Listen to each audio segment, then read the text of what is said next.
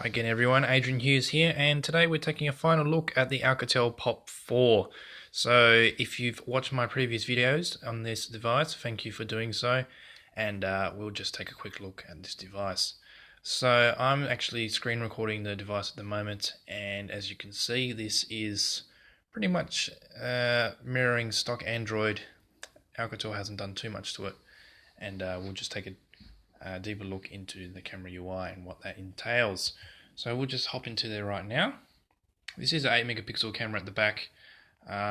Don't expect the world from this. This is very basic. So this is not a 8 megapixel camera from a couple of years ago that they've taken and done all the image processing algorithms and spruced it up. No, this is just a simple sensor, cheap, low cost, haven't done much to it. So as you can see here with my hand, there is a fair amount of motion blur. So this does exist in outdoor photos as well. I have tried this. The autofocus is pretty slow. You do need to hold the camera pretty still, even with the autofocus, because it does tend to have quite a lot of motion blur. The exposure, saturation, brightness, all of that, contrast, you can forget about it. It's just a basic point and shoot. It has a lot more detail than what a 5 megapixel camera would, but again, don't expect the world from it. So Alcatel's UI is pretty simple. As you can see here, we've got the back camera and video recording icons there. I'll just tap here and we've got the toggling through all the obvious flash modes. Then I can switch it to the front camera here, so you can see my pretty mug there and the fan above me. As you can see, the air with the light, it does blow it out pretty much, as you can see. Contrast exposure shifts are pretty slow. As you can see there, it's taking a while to catch up. There is a beauty shot mode on here, so if I do take that, it will fire the flash and attempt to make my face look a little bit better. So we'll just switch back to the main camera. So here are the modes. Here we have auto mode, we've got HDR, we've got panorama, and we have a QR scanner. What else do we have there? The face beauty, which I've previously alluded to there.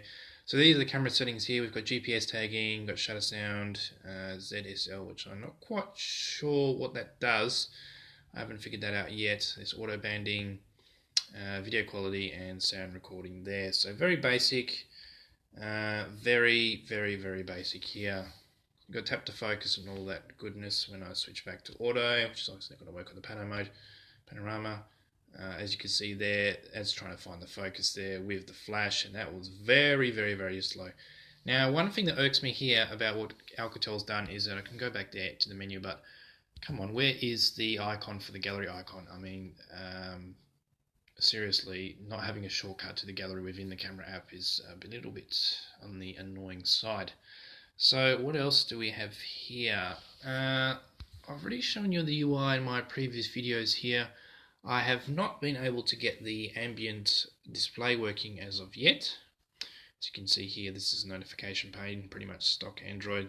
Alcatel has not tampered with it at all. So that is good in that sense. What other thoughts do I have on this device? The ambient light sensor isn't the greatest. It can be pretty sporadic, so you can be watching videos 1 minute and it'll be on short brightness, and then 3 minutes later it'll boost it up to the full level that you need. And saying that, the screen is pretty good contrast, good viewing angles. Very impressed with the screen, especially that it's HD quality at this price point here.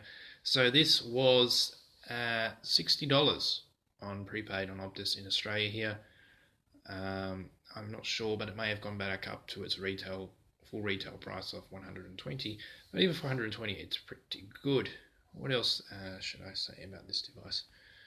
I haven't put it back in the box, which is a good sign, because I do use this for watching videos on YouTube.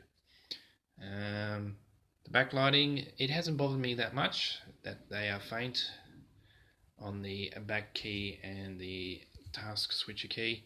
So if you go here, you've got task switcher, not much there. You've got the little broom icon there to clear them out of memory.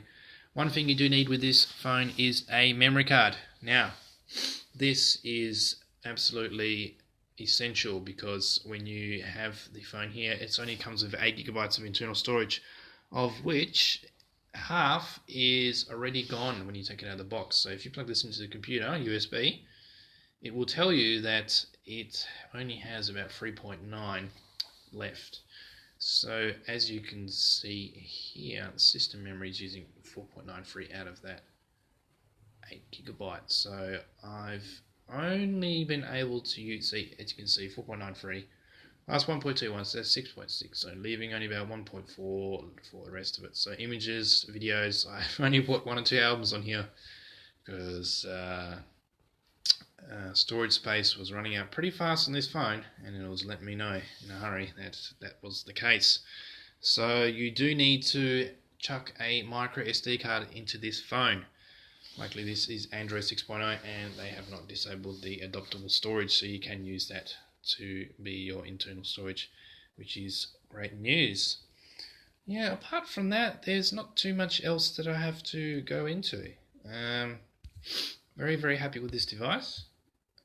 In spite of the camera and the storage capacity issues, plus the slowdown of the notification shade, I could be going on about, what's wrong with this device, but in the grand scheme of things, those little things are minor, very minor, minor. So that's it for this video. If you are looking for a new phone that is decent, then this is a very positive candidate for your taste. So we've seen videos recently of the Amazon, I think it's the Blue R1 HD over in America, which is redefining price points at $60 over there, $50 and $60. So this is, I'd say in a similar vein, this is a great little device. Very tactile buttons on the side here, and the build quality is immaculate. So bear in mind, you will need a screen protector. This does not have Gorilla Glass 4 or Dragon Trail or any of that. Also, another thing I did find was that the speaker volume did decrease quite a lot on occasion. It started happening a few days in, which is quite weird. So I'd be watching a video on YouTube and crank it up to full volume and it just wouldn't be working that well. But then, I put it down and then crank it back up and then it started working again at full blast. So not quite sure what's going on there, but apart from that, yeah, this is a fantastic phone. It's only held back probably by the processor, which does slow things down a bit. But apart from that, fantastic. Great device, great screen. Positively impressed by this device. The qualms that I have probably won't matter to 95% of the users out there, and if you can get this device here in Australia or overseas at a good price, then I do quite recommend this device that you pick it up and buy, even if it's secondhand, even if you're just mucking around with it like I am, just go and grab it. So that's going to do it for this video. Thanks again for watching. Like, subscribe, tell your mates about it, and I'll see you on the next video. Take care. Peace.